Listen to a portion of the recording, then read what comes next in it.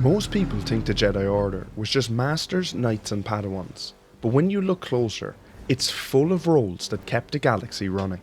And there's one role on this list that even the Council treated with extreme caution, because it operated almost entirely in the shadows. The Jedi who defined combat, not just carried lightsabers. Let's start with the role that literally defined how the Jedi fought. The Battlemaster wasn't just a talented duelist. This was the premier lightsaber combat authority of the entire Order. Appointed directly by the Jedi High Council, the Battlemaster oversaw all lightsaber instruction at the Jedi Academy on Coruscant, and personally selected the instructors who trained the next generation. Sindralig was the Battlemaster of the Republic during the Clone Wars. After the Ruusan reformations, there was only one Battlemaster at a time, which meant this single Jedi quietly influenced the fighting style of the entire Order. Even the satellite academies across the galaxy reported back to this position, making the Battlemaster one of the most influential Jedi no one ever talked about. Then you have the Jedi Weapons Masters, who took physical combat even further. These were Jedi Masters who specialised in exotic weapons or unconventional combat styles under the Guardian Path.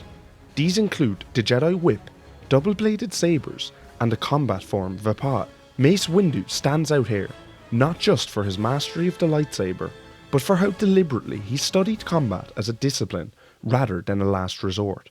And he was the creator of Vapat. And if you remove weapons entirely, you end up with the Force Warriors. This sect practiced a unique form of unarmed combat that blended meditation with martial arts, allowing the Force to flow directly through their bodies. The result was controlled, devastating physical power without a blade in sight. It's one of the clearest reminders that the Jedi never truly needed lightsabers. We see Ezra perform like this in the Ahsoka show after studying and honing his skills on Peridea. Knowledge was power, and these Jedi guarded it. If combat shaped how the galaxy saw the Jedi, then knowledge shaped how the Jedi saw themselves. The caretaker of First Knowledge sat at the centre of this system. As the leader of the Council of First Knowledge, the caretaker oversaw the Jedi Academy itself and held direct responsibility for protecting the Jedi archives and the holocron vaults deep within the temple. This wasn't a ceremonial role. It was about deciding what knowledge was preserved, protected, or restricted, and that gave the caretaker authority rivaling even some council members. Working alongside that role was the Chief Librarian, also known as the Master Archivist. This Jedi managed the vast archives and holocron vaults on Coruscant, ensuring that thousands of years of Jedi knowledge remained intact. During the Clone Wars, that responsibility rested with Jocasta Nu, whose influence extended far beyond what most people realise. She was entrusted with a memory crystal containing the names of every Force-sensitive child in the galaxy by Seekers of the Order. Then there were Jedi archaeologists, knights who pursued the consular path through their study of ancient civilizations and Force traditions. Jocasta Nu herself began here, working with the Explorer Corps and uncovering knowledge that eventually led to her appointment as Chief Librarian. Along the way, she discovered the Miraluka Jarek and trained him as her Padawan, passing down the same love for uncovering the past. The Jedi who worked beyond the temple walls. Not every Jedi served on Coruscant, and some roles existed entirely out in the galaxy. The Jedi Scouts of the Exploration Corps travelled far beyond Republic space, identifying new worlds and bringing them into the fold. Their work expanded the Republic quietly and steadily, long before diplomacy or military force ever arrived. The Jedi Aces of the Starfighter Corps took a different approach. These Jedi Guardians combined piloting skill with their connection to the Force to perform maneuvers that bordered on impossible. When you see how effective Jedi pilots were during the Clone Wars, that capability didn't appear overnight. It was the result of this specialised path.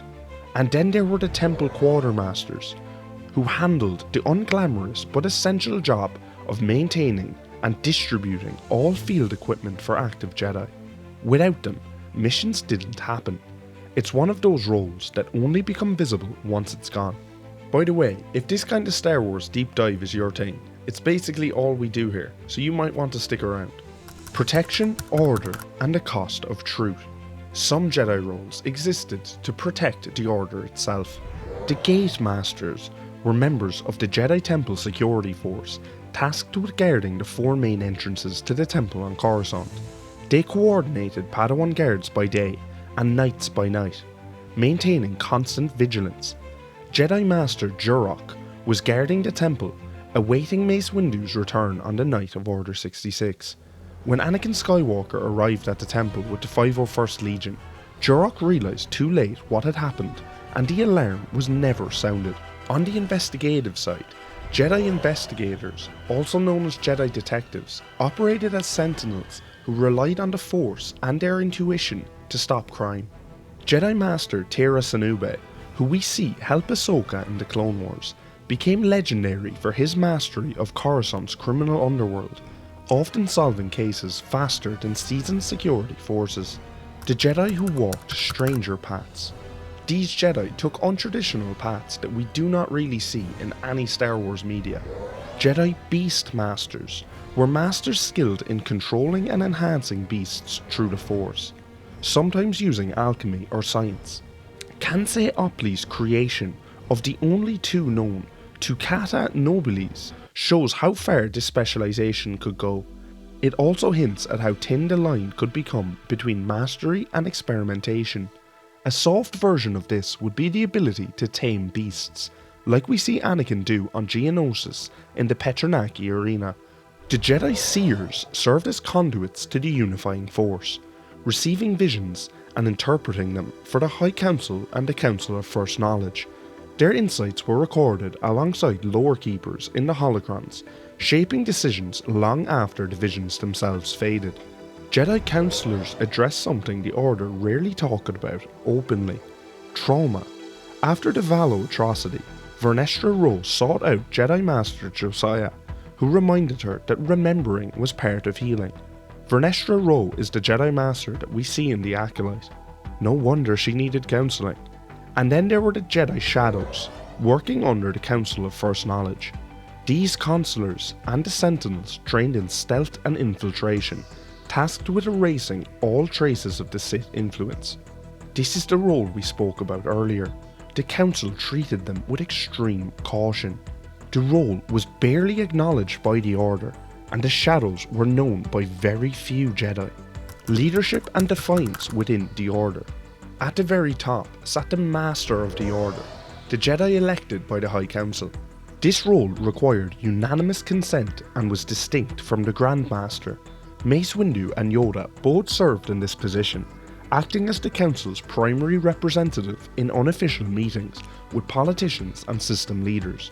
Finally, there were the Wayseekers. These Jedi chose to operate independently from the High Council, following the will of the Force as they understood it. During the High Republic, figures like Orla Jareni embodied this path, but by the late Republic era, the concept had fallen out of favour. When Obi-Wan Kenobi later discovered records of Wayseekers, he understands that this is a role the Council would no longer allow. Otherwise, he believed Qui-Gon Jinn would have become one long ago. Did any of these roles take you by surprise? And let me know, which of these roles would you look to take if you were a Jedi? Personally, I think I'd be a Wayseeker. If you're enjoying these videos, hit subscribe and let's uncover the galaxy's greatest secrets together. Thanks for watching.